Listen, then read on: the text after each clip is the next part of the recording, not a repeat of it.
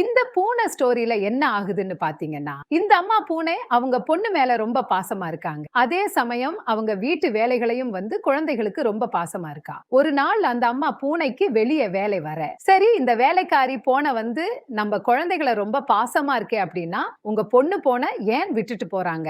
ஆனா உங்க போனதுக்கு அப்புறம் தான் அந்த வேலைக்காரி பூனையோட சுய இன்பம் தெரியுது. இவங்களும் உங்க குழந்தை நினைச்சுக்கிட்டு ஸ்ட்ரைட்ல பறந்து போயிட்டு இருக்காங்க.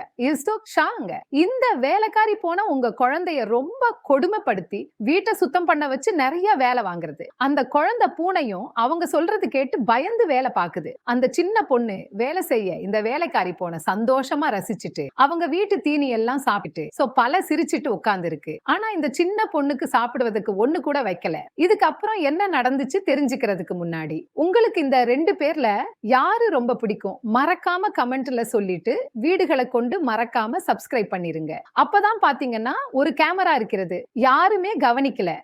இது எல்லாமே அந்த அம்மா பூனை ஆபீஸ்ல இருந்து பாத்துட்டு இருக்காங்க. இத பார்த்த உடனே கிளம்பி பிளைட் ஏறி வீட்டுக்கு புறப்படுறாங்க. உள்ள கோபமா வந்ததும் பார்த்தா அந்த வேலைக்காரி பூனை சாப்பிட்டுட்டு அதே சோப் வழிபடுத்து உருண்டிட்டு இருக்கு. உடனே அவளை எழுப்பி பயன்படுத்தி உன்னை இப்ப என்ன பண்றேன்னு பாருன்னு சொல்லி போலீஸ் கிட்ட புடிச்சு கொடுக்கறாங்க. போலீஸ் உங்க வீட்டுக்கு இந்த வேலைக்காரிகள் கூட்டிட்டு போயிடுறாங்க. அப்புறம் உங்க அம்மா அந்த குழந்தைய தூக்கி ஆறுதல் கொடுக்கறாங்க.